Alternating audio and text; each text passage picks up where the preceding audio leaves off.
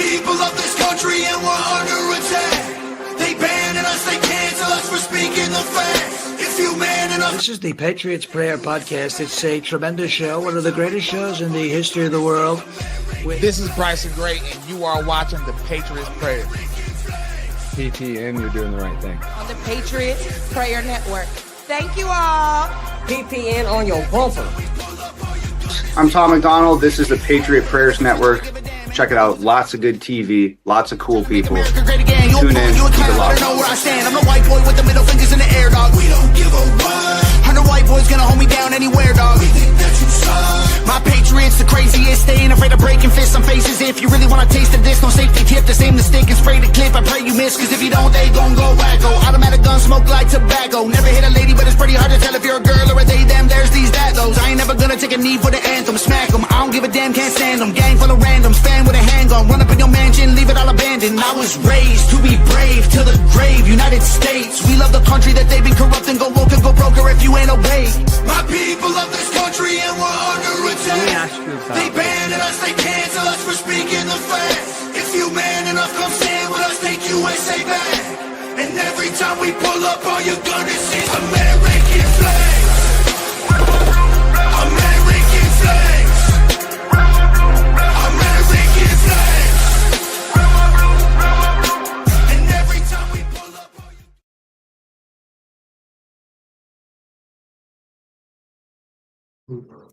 Welcome to the Patriots Prayer Podcast, everybody. I got my co-host with me, Maurice, a.k.a. the Native Patriot. And joined on me and Maurice, we have Allison and Dillon Reedy.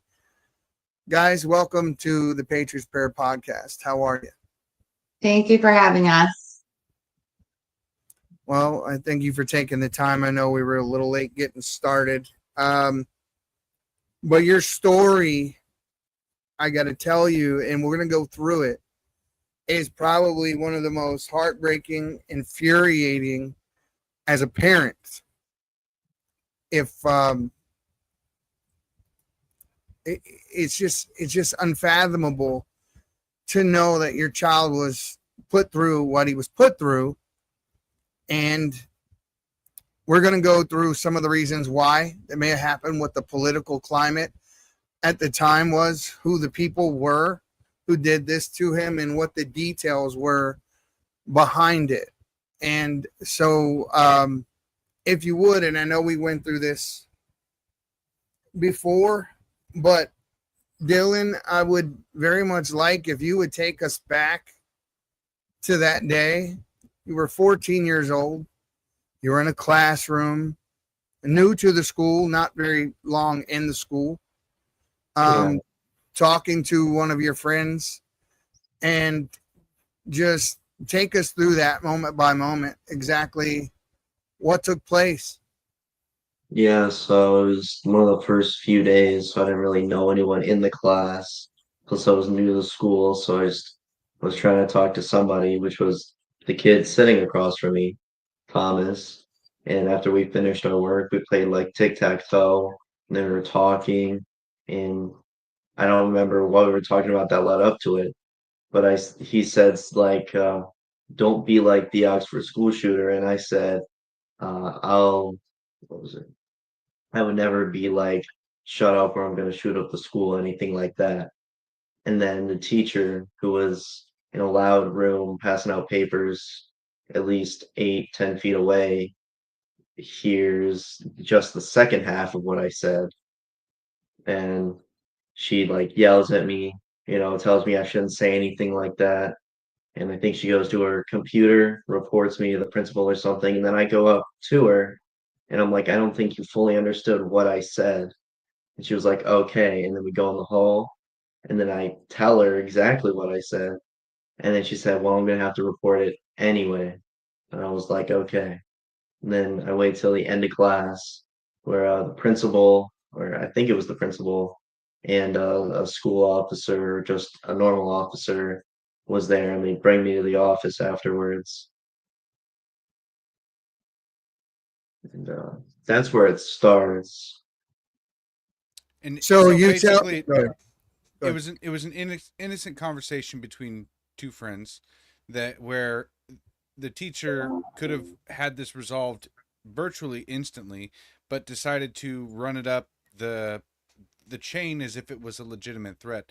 Maybe she didn't know you, or as well as you would like, but so instead of just clearing it up, and she decided to just exponentially make this entire situation worse, which I'm sure at the time you didn't think that this was going to turn into anything serious at all, right? Exactly, because I did quite the opposite of a threat. I gave reassurance.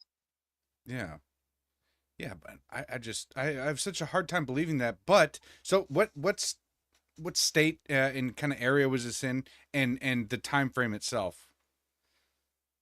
I think it was after the Oxford school shootings during the time of them in 2021, right? Yeah. And it was in New Boston, Huron High School in Michigan, yeah. Okay. And so I'm with you today, of course, is your mother, who Allison, who had kind of experienced this entire thing. What was the first indication you got that there was something going on from the school? And I hope I'm not skipping ahead in the story, but no. So we're right on track. I received a call at 10 o'clock in the morning. I need to come and get my son. He's in big trouble. I raced down to the school. It took me about 15 minutes to get there. I waited in the lobby for an hour and a half while the principal, Megan O'Brien, proceeded to come and tell me that they're not ready for me yet. She came 3 different times telling me that they're not ready for me yet, and I wanted to see my son. Naturally, I'm sure he was very scared and he wanted to see me as well. But they needed this time to manipulate and fabricate this narrative that just was not there. So that's kind of where it starts, Maurice. So they illegally violated his civil rights by keeping him away from his mom without the presence of the police. And what happened next was even more atrocious. They assumed they had the authority and the rights, and Dillon, not knowing any better, they asked you for your cell phone, Dillon. Is that right? Yeah, the principal asked for it, and then she like handed it back to me, like unlock it. So I put my thing in and I gave it back to her, and she starts going through it. Which is illegal because it's an illegal search and seizure, and they did it without a parent present.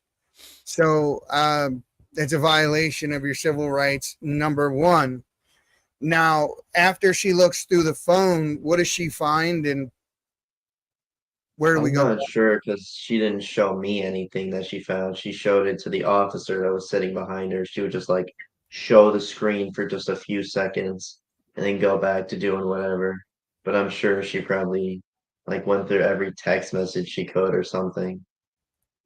so Which she obviously found nothing that would this really is very do anything. interesting, because the officer himself was not searching through your phone. This was a way to that they kind of saw that they could circumvent your rights in saying that the officer didn't actually do this, or do the illegal search and seizure for the minor. It was the teacher who's in charge of the kids throughout the school. So it was basically them subverting your goodwill in trying to cooperate, and trying also to go around the law and get you in something that they had no evidence or anything of. Correct. Yeah, they actually had statements from the students that said the quite opposite. Thomas, the kid that he was talking to, the very first 10 minutes, he said that's not what he said. That's not what happened. He wrote a statement and said that he said he would not. So they definitely, they fabricated this narrative to put a false fear out into the community. Going back to kind of where we were, Dillon was, pretty much interrogated for the hour and a half that I was not present with him. When I finally was able to go back into a room, my son was not in that room. It was Megan O'Brien, Andrew Tomzak, the vice principal, and the liaison officer, Keith Napo, was in this room. And Megan O'Brien told me that my son just threatened to shoot up the school during a verbal altercation with another student. And I said, my son is a straight A student. He's never been in trouble in his life. And she said, Ethan Crumbly was a straight A student too. She had directly just compared my child to a child who had shot up a school. So that just shows you the mind frame of where these people were. So they told me that if I wrote a statement about what they just told me and that I promised to take him to get a medical evaluation, that they would let me take my son home. So naturally, I just start writing the statement. As I'm writing the statement, Keith Napo, he's kind of coaching me through my statement. He's asking me if I have any weapons at home. I did tell him that we had guns at home. They were in a safe. He asked me where the key was, and I said, well, it's a magnetic key, and it basically goes behind the safe. You hide it down at the bottom. He told me that that wasn't good enough, and I said, okay, well, I'm a realtor. I can take a lockbox and come up with any combination you want me to and put the key in there. But through the course of our conversation, he was asking me what kind of guns they were. I'm not very familiar with guns. I just knew we had a big black gun. And he told me, okay, that's an AK-47, write that down. I'm really just trying to be cooperative so that I can take my son home. So after I get done writing my statement, they basically bring my son in the room, and that's when I just started yelling at him. That was the first time that he saw me, and I just started yelling at him. How could you do something like this? And he looked like he had just seen a ghost when he walked into the room.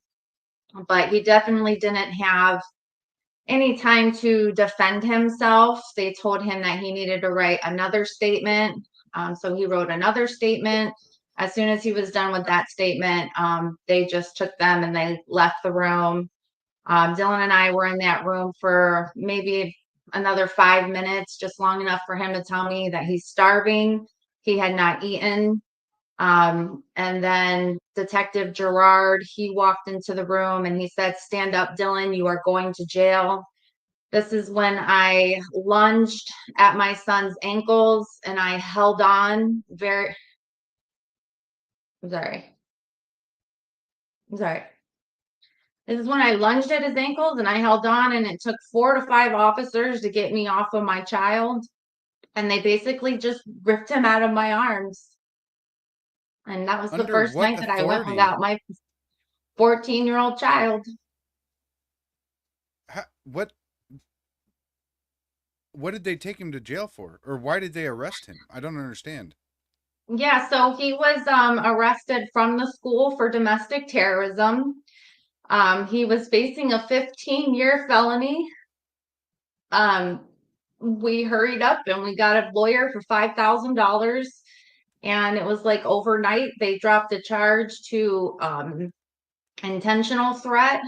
And through the course of a year, they were trying to offer us plea deals, but we just kept on fighting through it. And eventually he was found not guilty. And the judge said that, I'm sorry this happened to your family. I don't see anything here that should have even been perceived as a threat.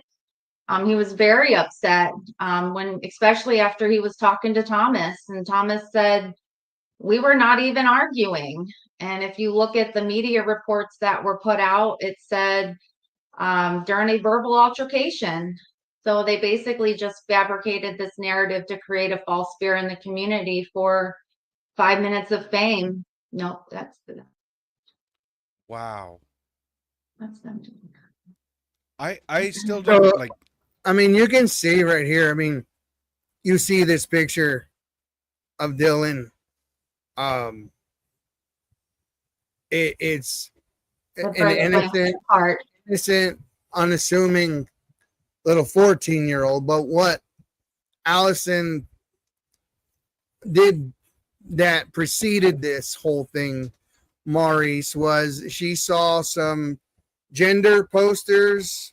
Let me get to that. I'll go ahead and explain that a little bit. So during this investigation, I'd also found an assignment in my son's backpack where the teacher was teaching the students that Christians worship Allah.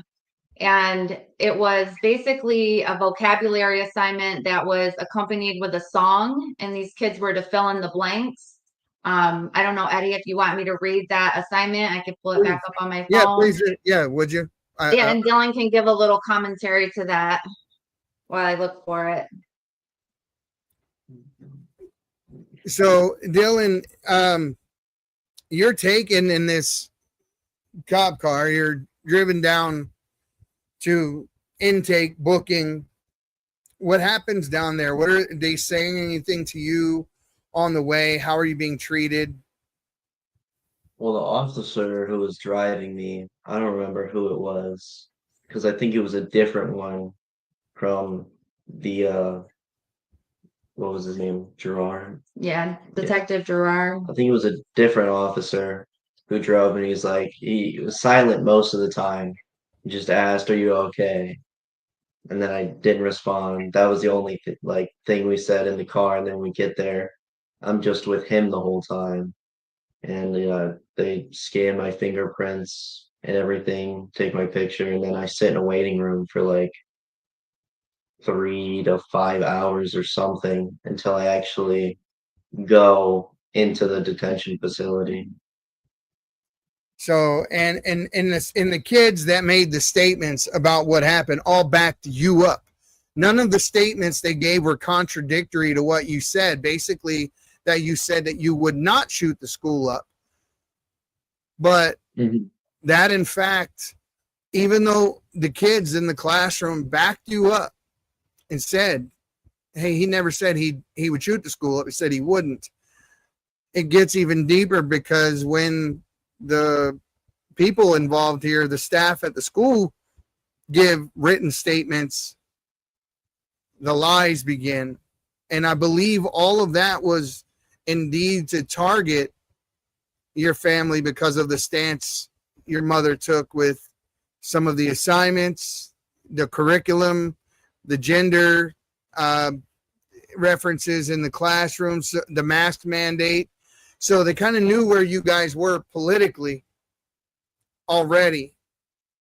And so you guys were targeted, more or less, as a result of that. And they saw an opportunity that should have been nothing more than, oh, okay, that's what he said, no big deal. Instead, now a 14-year-old innocent kid is facing 15 years in jail. He's taken the booking, dragged out of his mother's arms, name is smeared. Your family's put in danger because they're putting out stuff like this. And then there was a Facebook picture of your family that was modified by school staff. And we don't have that picture, but we know it existed. But I seen the original picture it was created from. And Maurice, it literally was a family photo of them, and what they did was they put a little caption above it that said future school shooter's brother, and pointed arrows to their family and posted this on the internet. Now, these were the people who worked there. And before we go, read the assignment before we go on. Yeah, no problem. So this is basically the second page. This continues the Christian column. It says, it was their mission to spread faith. That's why the religion is so big today. Thou shalt not kill, turn the other cheek, avoid extremes, find the middle way, fixed in yoga, do thy work. There is no God but Allah, and Muhammad is his prophet. This is what they were teaching my 14-year-old child in the whole classroom. But yeah, previous to that, I had talked to Megan O'Brien regarding the poster in the science class that had more than 2 genders. And I had also talked to Andrew Tomzak, who is the vice principal, about the mask mandate. So they definitely knew who I was when they had my son in this situation, and they decided to railroad him and fabricate this story. I mean, is the teacher was she a Muslim, or was? Not to our knowledge, we do not know. We do not know. There's 2 different is that teachers. Part of the school curriculum? I have heard from other parents since then that they do make sure that that religion is taught. So yeah, Public they are school? still pushing. Yeah, they Is are it? still pushing that. Wow. Well, I mean, I would like to look into that a little bit more as well, but the I mean, there's a huge hubbub about having the Ten Commandments up in school, and That's not even now the I'm Ten hearing. Commandments. That's making a Well, I know. mockery of the Ten Commandments. Yeah, if you're going to teach Yes, it, make sure you're teaching it correctly. yeah. I mean, so have you guys thought about a counter lawsuit, or suing the Yeah, so state for violating civil rights and among other right. So things? I've spent $26,000 defending my son and his rights. When he was found not guilty, we did file a lawsuit. It was actually just terminated by a judge in federal court, and he gave everybody government immunity, although gross negligence and no due process, and if you ask me, child abuse played a role here. They basically ignored exculpatory evidence to fabricate this narrative, and they should not be getting government immunity. So we were able to raise another $5,000, and we filed an appeal. We got a new lawyer because we found out that our previous lawyer, he never filed the court transcripts from the criminal trial, which is basically the whole entire case. So right now we're sitting in appeals court waiting to see if they're going to overturn the lower court's decision. And then we will go back to the federal court and try to take the case to trial.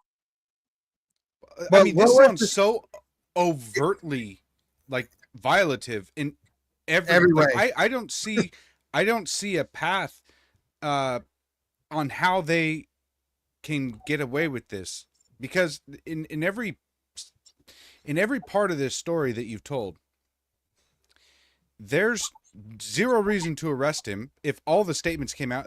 I mean, it's one teacher. Are you guys proclaimed Christians? Like, did they know this by any chance? Well, I mean, I always wear a cross. During the process where the detective was asking Dillon a bunch of questions, he asked him what his religion was, and he said he believed in God. And he wrote them in parentheses, which I've never seen somebody write God like that. That was just kind of awkward to me. And I did find out through another detective that the detective, Leo Gerard, was an atheist. I'm not sure. I don't know 100% if that's true, but that's what I heard. Well, I'm thinking So, I mean, mostly from the teacher, like the persecution from the school themselves, the way that you were targeted. It feels like more. It feels like a more personal attack than anything else. Because I mean, even if they were trying to get their 15 minutes of fame, I mean, it feels insanely targeted. Well, another thing that was pretty insane is that he's being arrested for domestic terrorism, but yet the school is never even on lockdown. And when the judge asked everybody in court if they felt threatened, everybody said no. So it just didn't make any sense why they railroaded him. There had to have been, this political persecution. He mentioned the cell phone. After they had taken him away, the vice principal was showing me pictures on his phone of Kyle Rittenhouse and the prosecutor that had the gun in his hand. So they definitely had a political agenda here. And if you think of where we were in 2021, it was our white men, it was our, white Christians with targets on their back. What were the statements made by the teacher and the principals? What were their written statements as far as what he said? Well, and that's the funny part, because the vice principal was never a witness. They changed their story. He became a witness only when we wouldn't dismiss the case. We were going to continue to fight. They wanted him to take a plea deal for disorderly conduct. I said my son was not drunk in the street naked. We're not doing that. Then they wanted him to write a letter that said he was sorry. And I went to him and I asked him what he thought about that. And he said they should be writing him a letter. Good for So you. we just continued the fight. We took it to trial. We actually decided, the Lord spoke to me and we decided we were going to go trial by judge instead of the jury. The jury had already been lied to in the media. So it made sense also to just go with the judge. And he was an honorable judge, Frank Skamansky, and he took the time to listen to the case, listen to the facts, and he was able to determine what happened that day. But my question is more poignant. What were the statements that they wrote down on their witness statements? Because that's very important, and I think people need to know that. Yeah, so the teacher, her statement said, I heard him say, I'm going to shoot the school up, which when she was in court, she embellished her statement and he said, I'm going to effing shoot the school up, which I believe she threw that word in there because if you look at another kid's statement, he's writing a statement about Dillon and he says another student said the F word. He says, I didn't hear him say it, but another student said the F word. The teacher went over to that student and corrected him. So she knew that Dillon did not say that F word. And that's why I decided to add her into the lawsuit because she perjured herself in court as well. And she also coached a statement from a witness. Is that what I just heard you say? Like she went over to the student and coached his statement? No, another student said the F word just like in general in a different conversation in a different group. And the teacher went over and corrected that student and said, you can't say that. So she knew which student said the F word, but when she was in court, she lied and said that Dillon, now her statement changed to he effing shot the school up, which you would think writing a statement for the police, that day, if you heard him say that, you would have wrote it then and there. Right. Now she was cross-examined.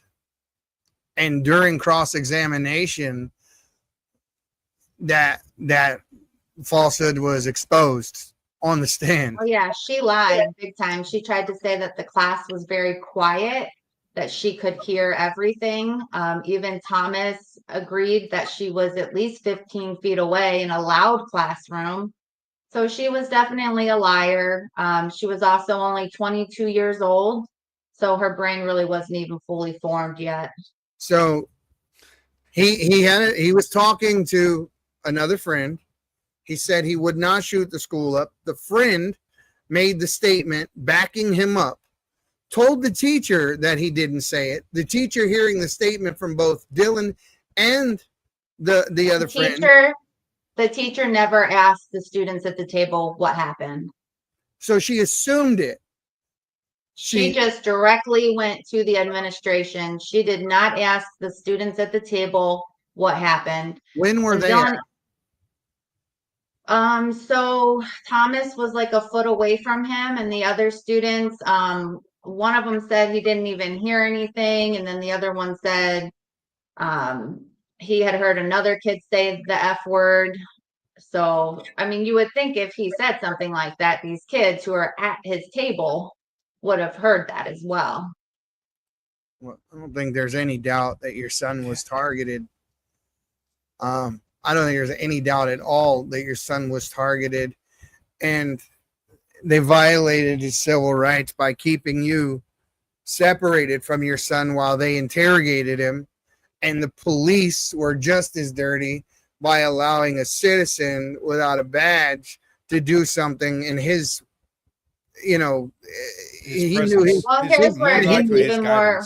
He couldn't do it himself. Here's where it gets even more egregious. So during his expulsion hearing, I didn't even know that my son was innocent until I hired a lawyer and I received the inmate packet.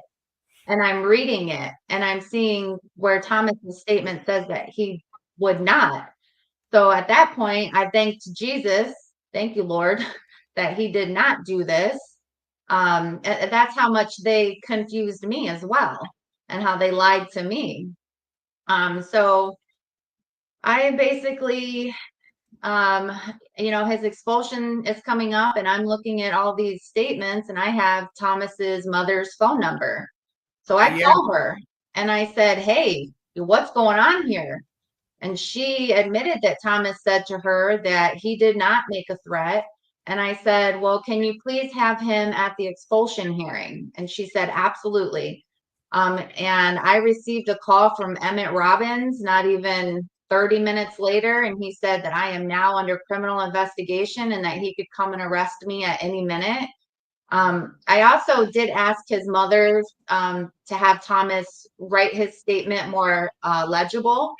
If you look at his statement, his handwriting is just all over the place, and I really wanted the board to be able to see what he was saying. So I did ask him to write his statement more legible, but I never asked him to write it differently or anything like that. So he was actually at the expulsion hearing and he was not called on. And that's another violation, because when you expel a child, any and all witnesses are supposed to be there, and the teacher wasn't even there. Well, here's the other part of it, Maurice. They waited until a specific time of day as they delayed doing all of these things.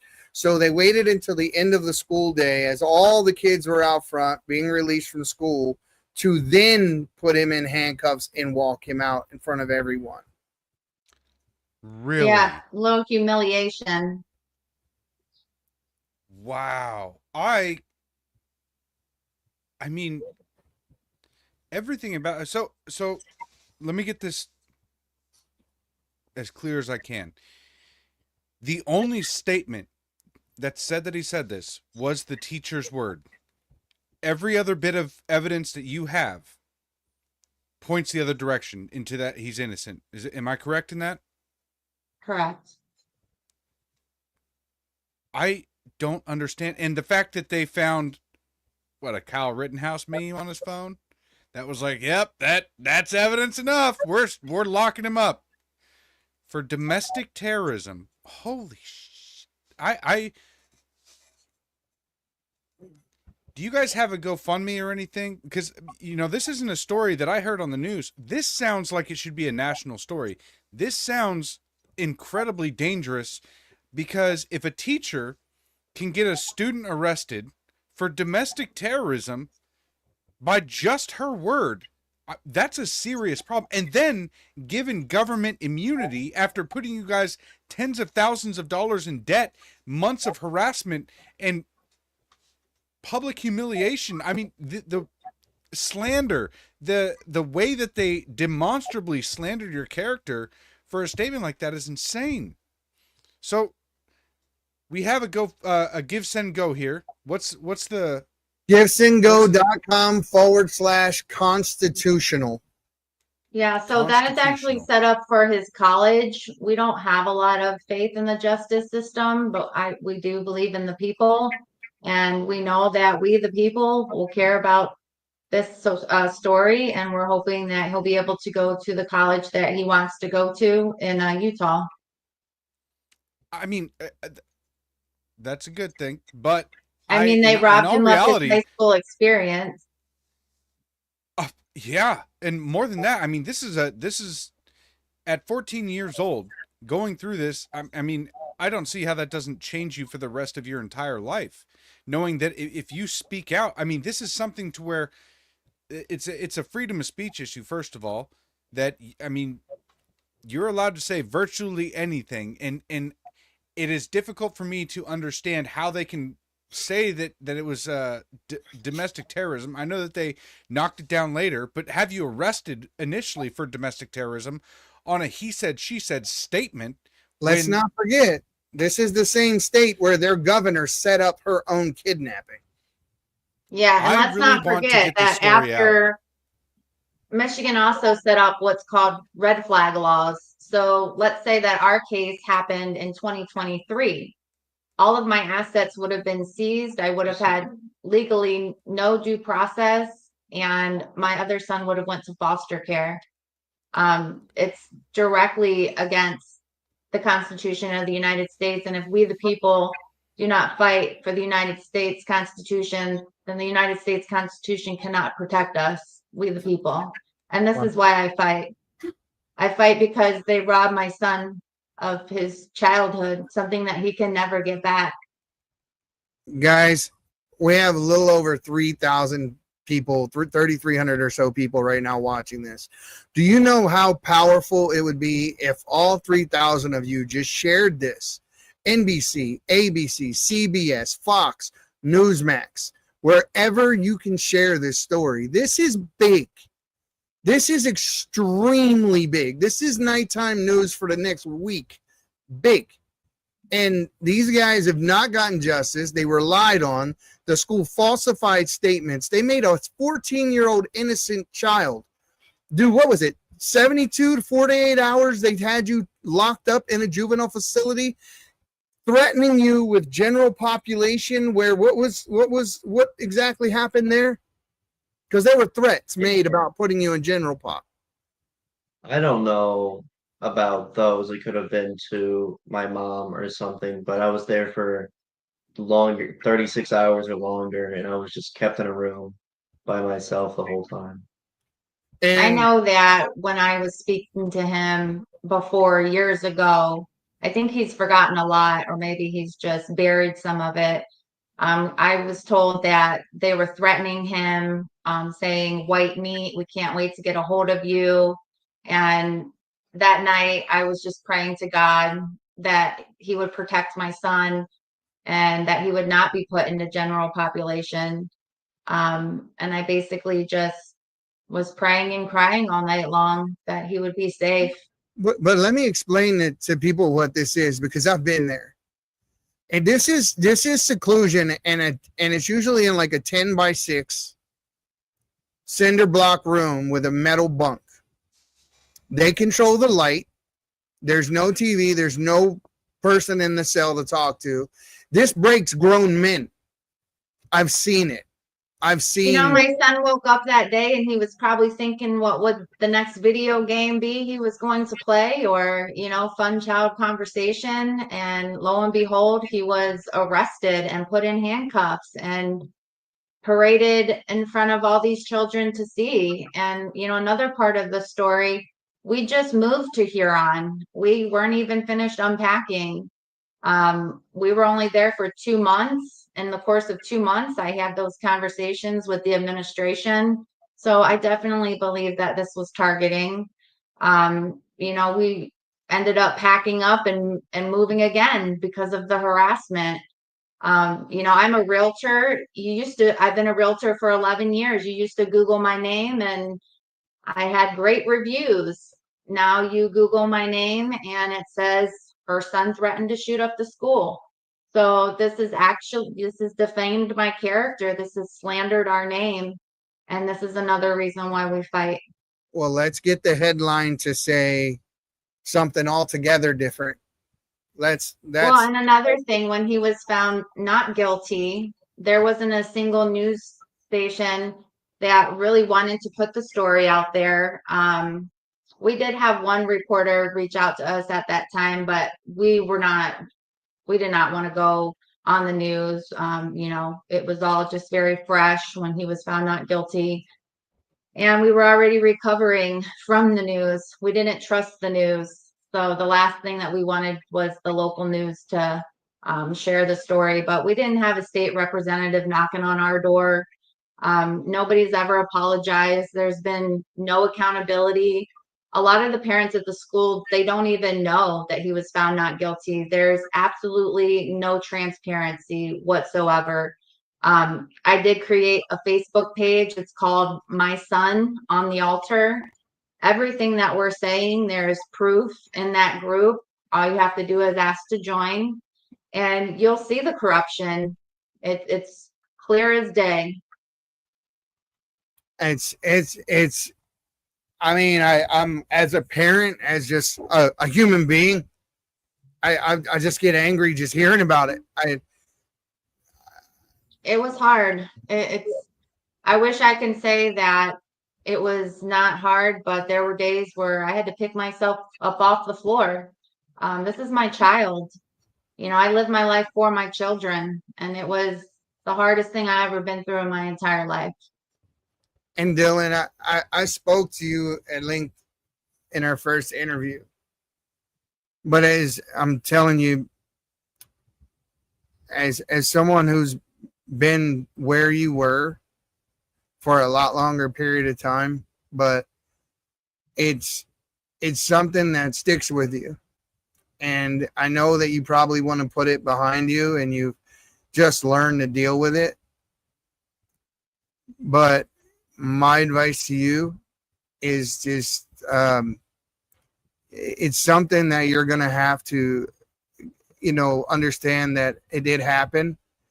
And you're going to have to, you yourself, you're old enough now to understand that even in looking at your pictures when you were much younger, right before this happened, as it happened, there's a different look in your eye than there is today.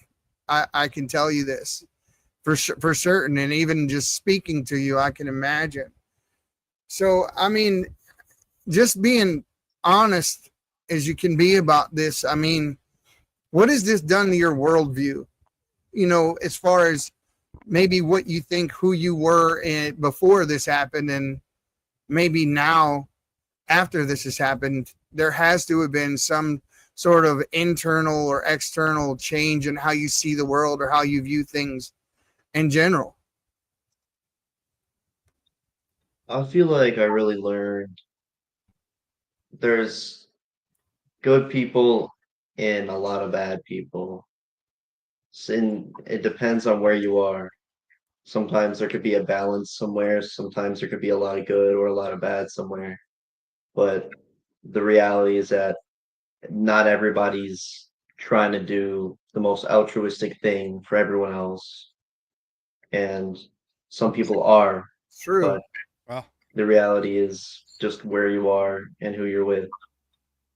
Well, I'll tell you what, brother. It's an important lesson to learn. It's unfortunate that you had to learn it the way you did, but that it will give you some tougher skin later in life. And I do want to say that staying true to what was right and the truth throughout the entire process was the best thing that you possibly could have done. Because any sort of plea deal that you would have taken, any sort of backing down from you committing to your story would have shown the weakness that they were looking for. Because all those plea deals, everything there, it was literally just a trap. So that way all the news headlines around the country probably would have said, look, we stopped the next white Christian shooter who's the great evil of this country. But because you stuck to the truth, they all avoided the story. Once you were proved innocent, beyond a reasonable doubt, this is how our court systems works. If you go to the court system, you're found innocent, they could not prove you guilty beyond a reasonable doubt. So, clearly you did the right thing, but a lot of people fold. So you showed a lot of strength there, and so did your mom. Mom, especially good job. Facing domestic terrorism is not a small charge. It's not a small charge. And for you to be like, they should apologize to me, dude, I got to applaud you, because a lot of men would have just written an apology letter just to put it behind them. And you didn't fold. So, kudos to you for that. Guys, before we get too far along, I want to go ahead and take a quick break, go to our sponsors, and we'll be right back after these messages. Since 2017, 150,000 farms have shut down. Working farmland has been reduced by 21 million acres. The system has been crippling the remaining farmers, forcing some to adopt nefarious farming techniques, like pumping hormones and other performance-enhancing drugs into their cows so they can survive in crammed feedlots. Or the farmers are forced to jump ship and sell to land-hoarding, profit-chasing agricultural oligarchies, who use their billions of dollars to crush the competition and increase your family's dependence on their manufactured food. What could possibly go wrong? The family farm will soon be a thing of the past, unless you do something. You can. That's why there's From the Farm, an industry-disrupting platform that connects consumers directly with local farmers, which means you can buy fresh, non-factory farm food, and you'll know exactly where your food came from and how it was raised. For the first time in nearly 100 years, independent farms will have a way to not only survive, but thrive. From the Farm was founded by A.J. Richards, an active homesteader, and Brooke Entz, a CrossFit Games athlete and an Amazonian warrior in the movies Wonder Woman and Justice League. She clearly has a passion for healthy food and a healthy lifestyle. And since both AJ and Brooke come from generations of ranchers and farmers, they know what they're talking about. We can't do this alone. We need the strength of the American people behind us. Help us build a new food system that combines the wisdom of the past with the technology of the future. Investing in From the Farm isn't just a financial decision. It's an investment into our future, our small family farms, and our food sovereignty. Invest today.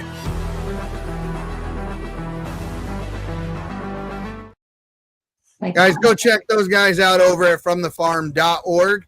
And also, if you just, what AJ's doing over there is absolutely amazing. And he's putting back into the hands of the consumer the power, because now you get to choose where your meat and where your produce come from. You can go to your local farmer, direct to your doorstep, no grocery store in the middle, no endocrine blockers, no hormones, antibiotics, all that other stuff. You don't have to worry about any of that. So go check those guys out at fromthefarm.org and support the people who support us. We'd really appreciate it. So would they, and your family's better off for it. Back to this. My camera is doing that again. So it follows me when I put my hand up, it sees it, and then it starts moving like that with me. But where to begin? Take us back, if you would, to the court, the actual court day, if you would. And so one of the things that the judge said was, when he originally was looking at the case, he said, sometimes I get these cases in here and I think that the state just cannot prove intent. He said, but this isn't one of those cases at all. He's like, I don't think Dillon did or said anything wrong. He was very upset, and he went through the case with a fine-tooth comb. He was able to find Andrew Tomczak in a lie as well. He asked Andrew Tomczak if Dillon admitted to you, because they changed their story now, and said that Dillon admitted to Andrew Tomczak that he made the threat. So the judge asked him, he said, well, if he admitted to you, then why didn't you make him change his statement? And he kind of stuttered and was like, oh, well, that's their side of the story. So it definitely showed he was lying, because if he just admitted to you that he made a threat, why wouldn't you make him change his statement? Why wouldn't you say, that's not what you just told me? Or you know what I'm saying? What's crazy about this is that adults, grown people, were willing to throw away an innocent teenage kid to save face and to push a political agenda. And without ever seeing the kid, without ever seeing Dillon, without ever having an ounce of humanity, willing to fabricate statements and knowing full well, I believe every single one of them knew, especially by the time they got to the court day, that Dillon was completely innocent and they were lying, and yet they stood up there on the stand. And not only did they lie, but they even got even more creative with their statements.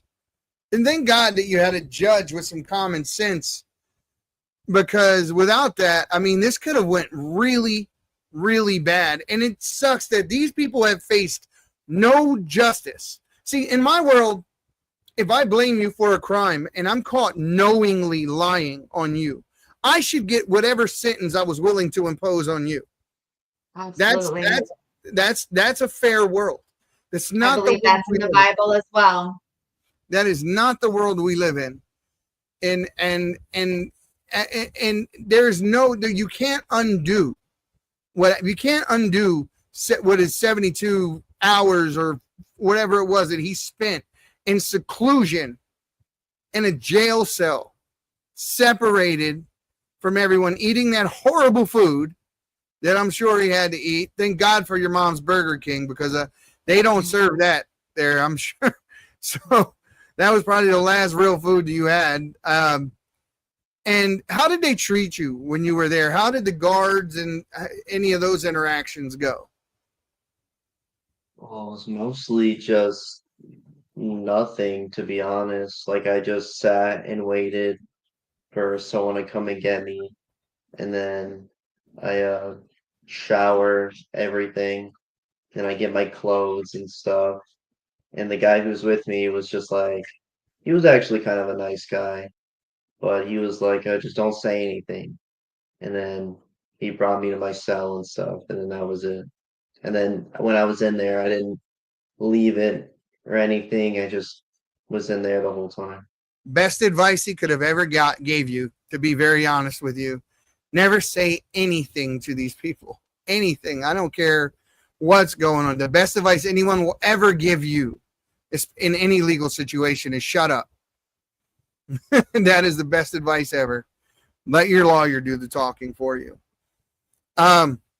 Where are we at today in terms of you're fighting an appeal because they were granted immunity? Yeah, so basically we just got done writing our brief, and they'll decide if they want to hear oral arguments. It's at the Sixth Circuit Court of Appeals in Ohio, and 3 different judges will take a look at it. And although the criminal trial transcript was not submitted, my lawyer, my new lawyer, he submitted it with the appeal.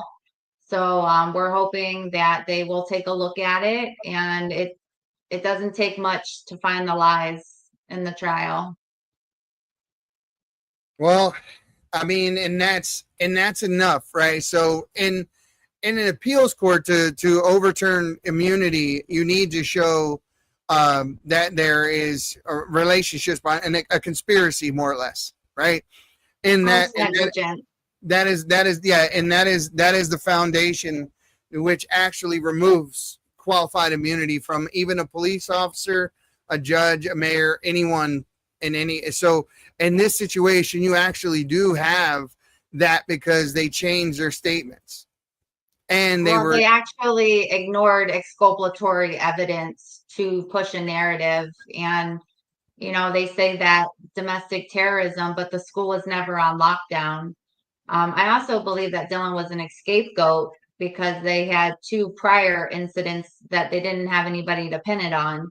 So I think that Dillon was an scapegoat as well for this angry mob of parents who wanted answers. They basically just threw him to the wolves. So hold up. I didn't know this. They had other incidents, did nothing about those incidents. And because of that, Dillon caught the full weight of what they didn't do to so they could look like they acted. But they didn't want to act against, my assumption, and correct me if I'm wrong, is they didn't want to act against these. What were the demographic of the other children, or do you know? To my knowledge, they weren't able to find these other children. There was one incident where there was writing on a bathroom wall that I'm going to blow this place up. I had actually heard that had been on the wall, and it was more in reference to I'm going to do number 2 and blow this bathroom stall up. So it really did. They were reaching. Even if you look at the Huron Township Police Department, they've had to change their name multiple times on social media because their reviews are so bad. They almost create cases just to be the heroes in the story, and that is their reputation. There are certain protocols that are supposed to be in place when there is a threat. So those protocols per OSHA that everyone is supposed to follow is you're supposed to clear out the building, take everyone to a designated area, and then do a head count of everybody in that area after they're put there. Were any of those protocols followed? Absolutely not. Everything was very discreet. Everything was very hush-hush. And like I said, there was no transparency in this situation at all. So they're culpable there because they're saying there's a threat, but they didn't follow the safety protocols that are federally mandated. It's saying basically that if, even in what I do, there have been incidents where things were said on a specific site, and as a result, we've had to follow these same procedures. and it was just a joke at that time as well. Not anything to be taken seriously, but we still had to remove everyone from a building, go to a designated location, and do a head count and all those No, sites. they all knew. They all knew there was no threat. They knew it. They all knew it. You're muted or something. Can you not hear me? Not you, him. Oh. So, yeah, but by their own admission, by saying there was a threat and then not following the protocol in place that actually meets the standard or the criteria for there to be a threat, it's an admission of guilt. It's either you're guilty for this or you're guilty for this. There's no way out for these people where they're not. I heard that, Maurice. Okay. Perfect. So this feels a lot more like not just it's persecution of some kind, but you don't have any way to have discovery of any sort. I mean, these are all government employees. So all the teachers, they're government employees. You should be able to have discovery to see if this was actually religious and or political persecution. Well, here's another layer. I actually filed a Michigan civil rights complaint. When all of this first happened, God had directed me to a lady named Dr. Linda Lee Tarver. She is actually the former civil rights commissioner in Michigan. And she really helped me kind of maneuver through everything. And so I did. I filed the Michigan civil rights claim, and I told him about the assignment. And I told them that I believe that this is happening because he's a Christian, and that case was dismissed as well. I tried every avenue. I wrote an administrative complaint, and the person that I wrote that administrative complaint on, which is part of my due process, he conducted his own investigation. Oh, he conducted his own investigation into himself and found he did nothing wrong. God. Yeah, I'm telling you, if you follow the case, if you go on the page, you can just see all the corruption. It's there. It's blatant. It's clear. They need to just give my son his settlement, let him move on to his college dream. They ruined his high school experience. They robbed him of his childhood. And I'm not going to stop fighting until everybody knows what they did. I'm going to put the truth out there as much as I can. I would love to see you guys be able to sue for damages. I don't see this sounds like what you don't have. What you're missing right now is the public backing. Yes, It's coverage. That's it. The only reason that there aren't people marching around is because nobody covered this.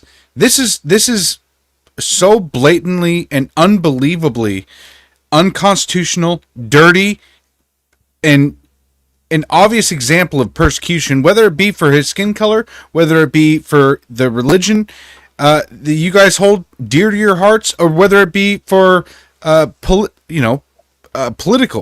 This is persecution of some kind, and I can't tell you exactly what it is because I don't have the messages between teachers. I don't have the messages that they were saying back and forth. I don't have that ability as of yet, but by all available evidence here, this is so insanely wrong, and it shows that without having the support or the honest journalism that we need in this country, that stories like yours are just shoved on the table because you're just, he's obviously a privileged white male. I can see it from here, right? So he doesn't deserve coverage, is what the media would say. It's disgusting. It is crazy to me that this isn't a national story because based on what you told me here, this and with the evidence being laid out, I'm going to have to, look into it a little bit more and hopefully be able to get some more coverage to you guys. Hopefully I can direct some people to make this story national news because I would like to see you guys find justice because this is so wrong. My goal right now is that my son can go to the college of his dreams and that he can, fulfill that American dream in computer science at Newmont in Utah. One more layer about the journalism part. Detective Gerard, he actually had a buddy. His name is Scott Bolthouse, and he actually texted him at the school the first hour all of this was going on, and he was telling him this verbal altercation, and he was telling him the false part of the story. And Scott Bolthouse, he had an article out on social media before my son was even booked at the Huron Township Police Department. And when my son was found not guilty, Scott Bolthouse abruptly turned the Huron Hub. He abruptly closed his paper. And if you go back into that article, you can see that it was altered and it was edited in 2023 because we got the Wayback Machine. Yeah, that's what I was telling about. He never put allegedly in that article. And by not putting allegedly, he put a target directly on our family's back. He put a target directly on my son's back. Absolutely, we're going to move. I don't care if we just bought 10 acres in our dream home. It wasn't worth it. My son is worth the world to me. Hold on. What was the name of that publication? It was the Huron Hub. I actually could not find the original, but what I did send you was a screenshot of that article, the original article. But you can look at the date of it. It was like October 20. He was found not guilty. I want to say it was October 20th or something like that. And then like October 23rd, it was altered, or maybe it was a couple days before the trial. I don't quite remember that part, but I know it was altered because it doesn't say what it said. Looks like the Huron Hub got shut down. No, he abruptly hung up his paper when Dillon was found not guilty. Huh. Okay, so let me get this straight. The sheriff, or the detective, excuse me, interrogated a minor without a parent present, and simultaneously was, or so who? The liaison officer was there, but it was the school and the liaison officer. Detective Gerard came in afterwards, heard a part of the story, and said, "Dillon, stand up. You're going to jail." He didn't even. So who talked to the journalist? Detective Gerard. I found out through the grapevine that they were buddies. He was feeding them stories. That's crazy. Did they gave your name or his name and everything? They disclosed. They didn't give his name. They put my name and put his initials. So I mean, it's not hard to look on social media under my name and see who DR is. So they practically, Well, this. We actually had a blue truck pull up in our driveway, and you had to drive at least almost half a mile just to get into our driveway from the property that we had just bought. And we had a blue truck pull up one time and just sit there for 20 minutes. It was very terrifying. I had no idea who was in this truck, who was going to get out of this truck, what they were going to do. When I would go show houses, if I would pull out and I would go left, there would be a cop. If I pulled out and went right, there would be a cop. I actually had a cop follow me 20 minutes all the way from Trenton, Michigan, back to New Boston. So we felt very unsafe. Well, I'm obviously, I would like to really get this evidence compiled together and present this in a story, and hopefully, like I said, I want to reach out to some of my contacts and see if we can get this story out there a little bit more, because it definitely should have, like I said, this definitely should be a lot bigger than what it is right now, because this is the first time hearing about it. It's been literally years. Yeah, I mean, that's crazy. I still have PSPD from the local news. I can't even listen to the music when it starts to come on. It was very traumatizing. So, the last thing I'm going to do is get a hold of the local news. They like to twist and turn and, fit things to their narrative. So that definitely hasn't been a goal of mine. I've been praying about it. God's been guiding me. I'm definitely more, fit into the conservative and the Christian and Those types of groups that I feel safe in. And just being able to talk about it is very healing for me, and I'm sure it'll be healing for Dillon as well, just to be able to talk about it and heal. Well, like I said, you guys are already stronger than 90% of the people out there just by sticking to your guns from the beginning. And that was the best thing that you possibly could have done. So I look forward to what comes out of this, and I want to thank you guys for coming on, and thank you guys for telling your story. And like I said, more people need to hear this. This is really important for the future of our country, because there's no reason that a 14-year-old should get railroaded like this and put through the justice system in a way. Now, justice was in a way done right, where they found you innocent, but also gave everybody responsible for putting you through this immunity, which is, I can't understand that. I didn't even know that was a thing, except for like executive privilege, with things of that sort. But I don't understand the immunity part. So I'm we have going to be able to hold them accountable. Yes, absolutely. And I know that, the Unsubscribed podcast, they just came out and they're doing a big expose on what was going on in Buffalo school districts. And it's not the exact same thing that's going on here, but I think people are starting to realize and wake up that the schools, the public schools, don't have the interest of kids in mind. And I mean, especially with a story like this, it needs to be heard. It needs to be told, and it happened years ago. So I don't think there's been any improvement since then, especially with the way they hit it and gave everybody immunity who right. put it through it. So thank you guys for coming on. I really, really appreciate it, and I would like to be in contact and see what we can do with this. Thank you for having us. Thank you for your time. Yeah. And before we get out of here, I'm going to go to one more sponsor, and I'm going to say something before we leave. So we'll be right back. Welcome to Shop with America, where the emphasis is on America. Our movement is to switch away from your shopping with the big box stores and the mega corporations back to supporting family-owned, made in America. We've been giving these big box stores our money every day for years. But what's happened is they've forced many small businesses to shut down. We call this the illusion of choice. We see all these products in these stores, but in reality, it's only a few companies that control it all. There are thousands of lawsuits for health damage because they put profit over our people. But there is another choice. We found a better way. There's a family-owned American factory with product integrity and have always done things the right way for the right reasons. And this company outperforms the big box stores. That's due to their month-to-month shopping club.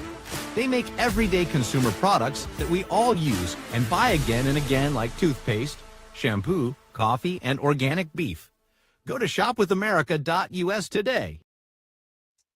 You're really going. Guys, we've just heard one of the most horrific things that you could possibly have ever gone through for a parent and an innocent kid. There's nothing more. I don't know what I would have done. And thank God you guys had the means to be able to protect yourself, because if you wouldn't have had the money for a lawyer, who knows how that would have went up front. A lot of people don't have the money to lay out for a defense, and as a result, they don't get the kind of due process that you got. But they can never undo him sitting in a jail cell. They can never undo the stress and the misery caused to your family. They can never give him back those high school years and that time that he should have had, that all kids should have. So they should definitely pay for what they did. And guys, like I said, there's like a little over 5,000 people online right now. Share this to every single news broadcasting company out there. This should be national news, and they should definitely be talking about this. And we'll try to get this out to as many people as we can as well, because people need to hear about this. And you guys need justice. And these guys should not have immunity. Nobody should have the wherewithal and the ability to hurt a kid and put someone's family in harm's way, and then just be able to have immunity on the other side of it. That should never happen. That's not justice. There should be ramifications for anyone who does anything wrong, especially, knowing they're wrong and knowing they're lying as they're doing it. It just should never happen, and it should definitely never happen to a kid. So I'm so sorry to hear that, and we're gonna do whatever we can to get that out there. Dillon, Allison, thank you so much. This will not be the last time that we speak. I promise you, this will not be the last time that we speak. We will be back in touch with you very soon. And like I said, Maurice and I are going to try to do what we can to talk to people whom we know as well, to try to see if we can't get some more press on this. So guys, have a great night and good luck in Texas. I hope you have a lot of fun. Appreciate it. All right, guys, have a great one. So I'm going to do this here. Maurice, before we get out of here, we just had a very big little meeting. I say big little meeting because it was kind of both. Right? We did. It was a good meeting. We're talking with the streaming platform in regards to kind of upgrading the Patriots Prayer Network to a streaming platform, and it sounds really good to me. So guys, what's getting ready to happen? I see no reason why. But we still got to read through the papers. I still see no reason why we probably won't be moving forward with this, barring anything that we don't know yet. But barring everything that we do know, what's getting ready to happen to the Patriots Prayer Network, PPN, and everyone on it, is that we will be moving over to a digital streaming platform. And you guys are getting ready to see all the hard work and all the years of, perseverance of doing what we like to do, finally go get taken to the next level. And it's you guys. It's everyone tuned in, everyone who's subscribed and followed, and all the things that you guys have done that got us to this point, that even made networks look at us. So we appreciate every damn one of you, even you, troll.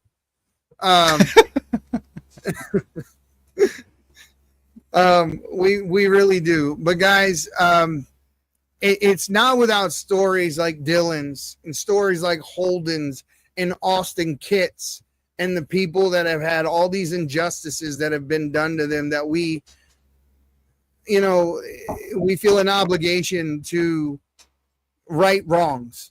And I think that's kind of been our thing, right? It's what got it started. Yes, you troll. That is kind of put us on the map. And I say that to say this. It sucks that, I said this earlier to Allison. I really wish that I had nothing to report. I wish I had nothing to say.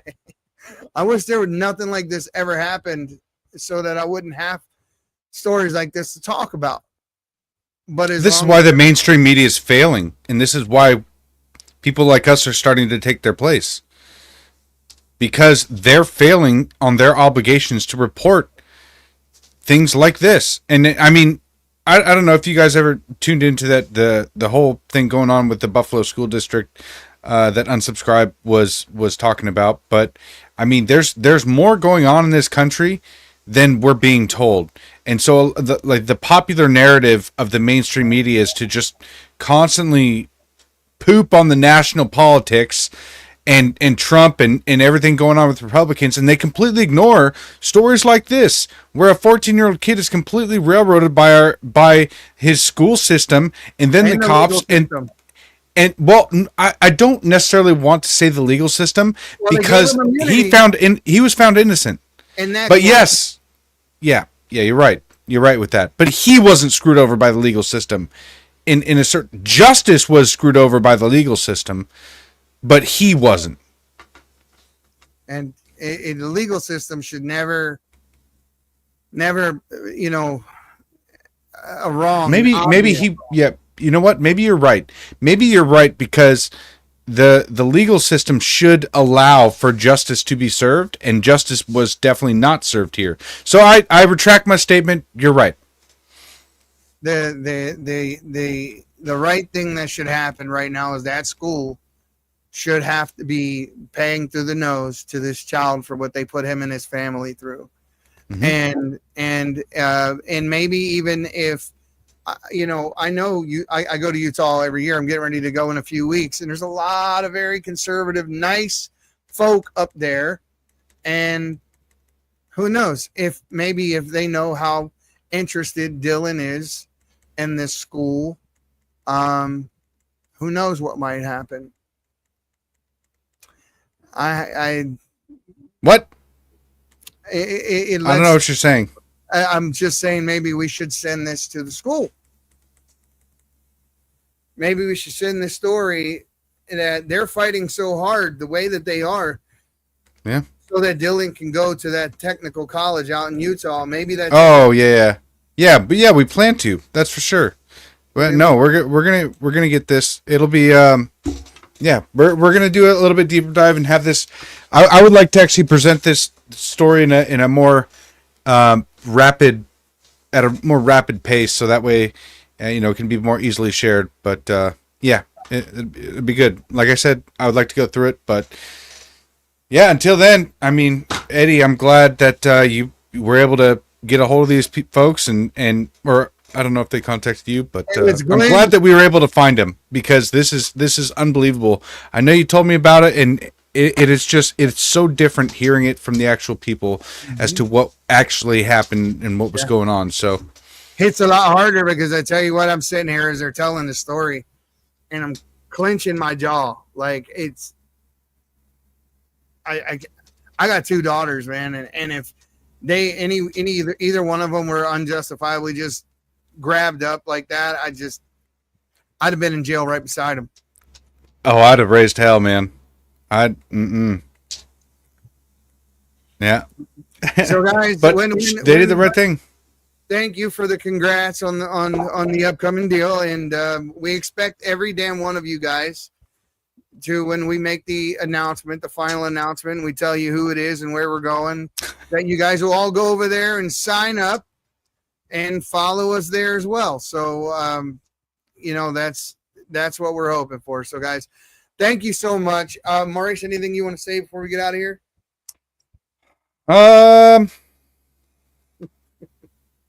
No. God bless you guys. God bless America. Thank you for watching. Please share this. Please help get the story out. Actually, yeah, please help get the story out to news stations. See if we can get their attention, because the only thing that I believe that these people need right now is public support. And they don't have it because they didn't have a voice. And this is a problem that so many of us have faced over the years. I mean, this is what happened in 2020 during the government lockdowns when I realized that I have no way to inspire positive change in this country. But you know what would be positive change is to get people like this justice, to have justice served for the people who don't have that kind of voice, who don't have 200,000, 500,000 followers on their social medias. These are just the regular everyday people that don't have the voice, the backing, the financial ability to fight back against a system that wants to crush its own people. And the people have to fight back against it, even if it is a small injustice like this, where, I mean, relative to the 330 million people, in the country. I mean, justice was not served, and it shows the way that the system is broken. And like you say, Eddie, which is one of my favorite quotes of all time now, is that evil will never retreat willingly. It must be beaten back. And right. Guess what, guys? The system that allowed this to happen has not been beaten back, and that system is evil. Yep. And it only takes you guys. If 5,000 people shared this story out, for 5,300, whatever it is right now, shared this story out on your timelines, you just click share. It's real simple. There's a little button right there below the show. Click share.